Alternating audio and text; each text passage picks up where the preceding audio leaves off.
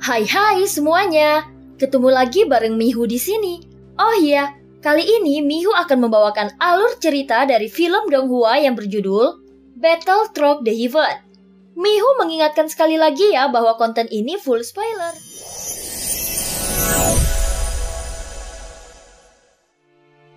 Melanjutkan dari kisah sebelumnya. Sebelumnya, Jin Huan-sen terkejut melihat avatar Yuan-sen telah berpisah dengan tubuh asli Xiaoyan. Namun dia masih menganggap bahwa Xiaoyan juga avatar dari Shizun. Saat melihat keterampilan bertarung Yongdong, Xiaoyan sampai terkejut. Dan Jin Huan-sen menjelaskan bahwa itu adalah salah satu keterampilan inti dari klan Yuan-sen. Menurutnya itu tidak sempurna, tetapi dia belum terlalu yakin akan hal itu. Karena ingatannya telah disegel, sehingga dia tidak bisa mengingatnya dengan jelas. Saat ini hanya tubuh keabadian fisik Yongdong yang bisa dilihat tubuhnya tampak menyusut dengan kecepatan yang menghancurkan. Hei, jangan khawatir. Aku akan menyempurnakanmu menjadi boneka dewa. Meskipun kau akan menjadi boneka, tetapi kau bisa meninggalkan kebijaksanaanmu. Ucap Yan Yuan bahkan menghibur Yongdong dan berkata dengan bangga. Dia merasa Yongdong sudah menjadi kura-kura di dalam guci. Saat berikutnya dia memerintahkan bonekanya sekali lagi untuk menarik Yongdong ke dalam peti mati yang tersegel. Meskipun tampaknya Yongdong masih bertahan, namun sepertinya dia berada di ujung kekuatannya. Di bawah tekanan paku yang menyegel tubuhnya, dia tidak tahan lagi dan keputusasaan di mata Yongdong semakin terlihat sangat jelas. Walaupun demikian, Xiaoyan bahkan sepertinya tidak berencana mengambil tindakan. Sementara itu Yongdong terus memandang ke arah kota Wu. Tentu saja dia sedang menunggu Xiaoyan mengambil tindakan. Faktanya, keduanya punya pemikiran masing-masing dan agenda tersembunyi. Tetapi Xiaoyan berhasil mengatasinya. Oleh karena itu Xiaoyan belum mengambil tindakan.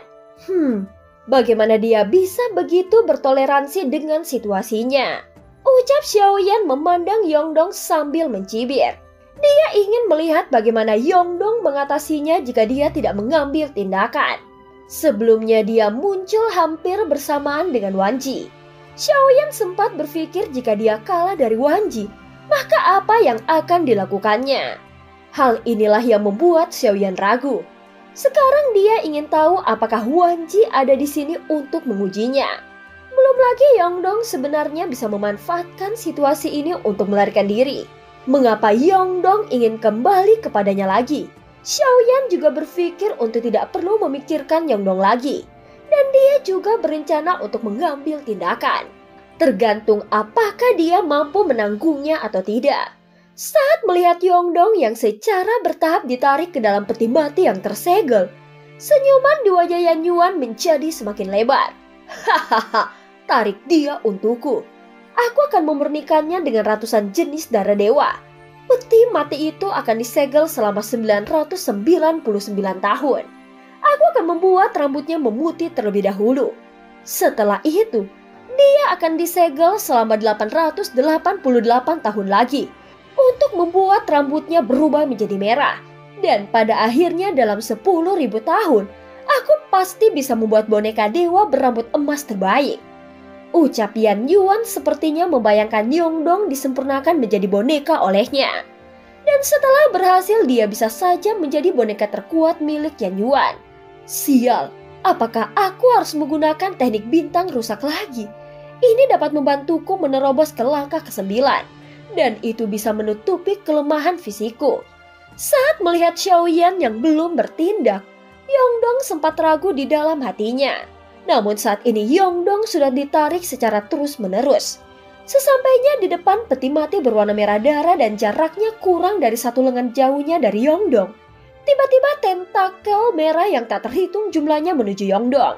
Dia mulai berjuang dan matanya menunjukkan keinginan kuat untuk bertahan hidup. Tetapi dia tetap tidak bisa membebaskan dirinya. Pada akhirnya tentakel merah memanjat dan membungkus tubuhnya dengan cepat. Sampai pada akhirnya tentakel memenuhi dan menutupi wajahnya satu persatu. Lalu dia ditarik ke dalam peti mati merah hingga tutup peti mati yang berat itu tertutup. Mereka masih bisa melihat sosok Yongdong yang memberontak. Orang ini akan menjadi boneka dewa terkuatku. Saat peti mati itu tertutup, ada senyuman di wajah Yan Yuan. Dan akhirnya dia tidak bisa menahan kebahagiaannya. Namun setelah beberapa saat, tiba-tiba terdengar suara tawa liar yang bergema di langit di atas kota Wu. Menyaksikan adegan ini, Jin Dongming mundur sedikit. Saat ini Xiaoyan belum muncul, jadi dia melangkah maju. Maka itu sama saja mengirimnya ke kematian. Adapun Long Biao, dia bersembunyi jauh dan berdiri bersama Zhonggu dan yang lainnya.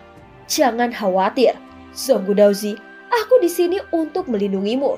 Dia baru saja memulihkan kekuatannya, namun Long Biao tiba-tiba berbicara.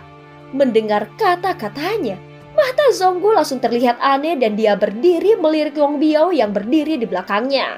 Hanya saja Long Biao masih berdiri di belakang Zhonggu sehingga dia tidak dapat melihat perubahan mata Zhonggu. Hanya saja Long Biao masih berdiri di belakang Zhonggu sehingga dia tidak dapat melihat perubahan mata Zhonggu. Saat ini Yan Yuan melirik kota Wu dan melihat seluruh formasi kota telah menghilang sehingga dia bisa melihat dengan jelas. Lalu dia sedikit mengerinyet. Dibandingkan dengan penguasa istana Wu, sekarang aku telah memiliki tubuh keabadian fisik dari klan Yuan Shen. Ini adalah keuntungan terbesarku. Tidak apa-apa jika aku tidak membunuh penguasa istana Wu. Keterlambatan hanya akan membawa perubahan. Lagi pula, aku tidak tahu apa kekuatannya. Ucap Yan Yuan berpikir sejenak. Dan sepertinya dia sudah merasa cukup setelah mendapatkan tubuh keabadian fisik milik Yongdong. Yan Yuan bahkan menyerah untuk membunuh penguasa istana Wu. Dengan lambaian tangannya, dia memasukkan peti mati berwarna merah darah itu ke dalam cincin penyimpanan. Di antara cincin lainnya dari selusin peti mati, dia segera meraung dan memasukkan semua boneka ke dalam peti matinya. Kemudian Yan Yuan melirik ke arah Jin Dongming, Zhonggu, dan Long Biao dengan ekspresi mengejek. Dia merasa ketiganya tidak memiliki keberanian melawannya. Jangan ada yang berani bergerak. Tiba-tiba Zhonggu berteriak dengan suara yang keras. Saat mendengar kata-katanya, sosok Yan Yuan membeku sejenak. Dia sepertinya tidak tertarik pada mereka bertiga. Dia merasa tidak perlu repot-repot untuk membunuh mereka. Semoga kau beruntung. Sampai jumpa di perjalanan lain waktu. Dia bahkan meremehkan identitas Zhonggu sebagai Daozi dari alam dewa iblis abadi. Dia hanya merasa itu tidak ada nilainya dan tidak ada gunanya. Mencoba melenyapkannya, sosok Zhonggu membeku sesaat. Kemudian dia mendengar beberapa ledakan di udara yang berubah menjadi pelangi panjang. Tidak peduli apa niatnya, bagaimanapun juga, dia pernah berusaha melindungiku. Tidak mengambil tindakan adalah hal yang tidak masuk akal. Ucap Xiaoyan menghela nafas panjang. Kemudian guntur ekstrim muncul di bawah telapak kakinya dan dia akhirnya berubah menjadi pelangi panjang. Adapun Yan Yuan yang telah berubah menjadi pelangi panjang hanya memandang Zhonggu dan yang lainnya dengan tatapan yang sinis. Berhenti mengulur waktu. Kekuatan kalian hanyalah seperti semut di sini. Ucap sebuah suara keluar dari Yan Yuan yang hendak melarikan diri. Pada saat ini Zhonggu dan yang lainnya saling memandang dengan mata muram. Mereka semua melihat ke arah Yan Yuan yang tampak sangat bangga. Cepat atau lambat, kau akan tersambar petir. Ucap Long Biao melihat sosok yang pergi itu, lalu dia mengumpat dengan keras. Namun tiba-tiba ada guntur yang menyambar setelah Long Biao selesai berbicara. Guntur itu langsung menghantam pelangi panjang yang dibentuk oleh Yan Yuan. Hal ini menyebabkan Yan Yuan kehilangan pusat gravitasinya dan jatuh secara vertikal. Yan Yuan tidak siap menghadapinya.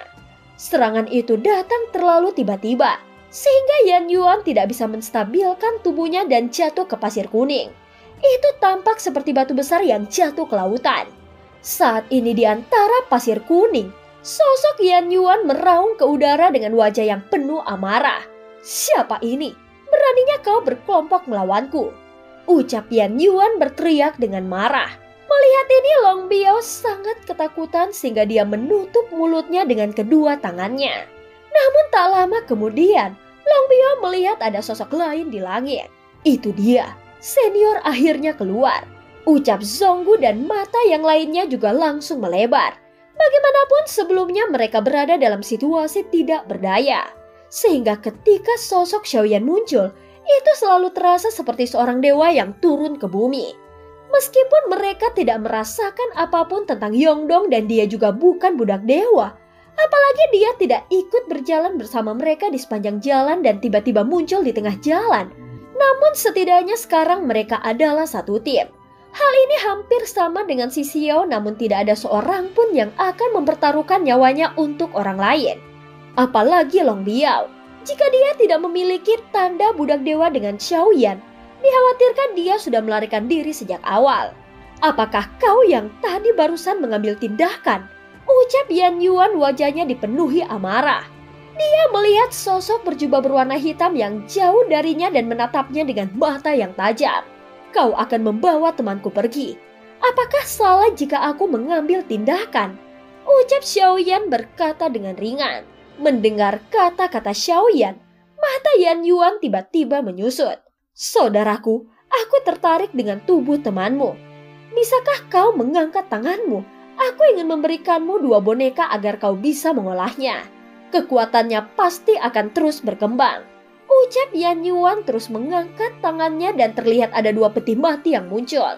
Hanya mayat yang bau dan kau ingin menggantikannya dengan temanku yang dari klan Yuan Shen. Aku khawatir kau hanya bermimpi. Ucap Xiaoyan berkata dengan dingin. Mata Yan Yuan berangsur-angsur menjadi gelap setelah mendengar kata-kata ini. Dan ada niat membunuh yang melonjak dari tubuhnya. Dan film pun berakhir. Terima kasih udah dengerin Mihu dari awal sampai akhir ya. Sampai jumpa.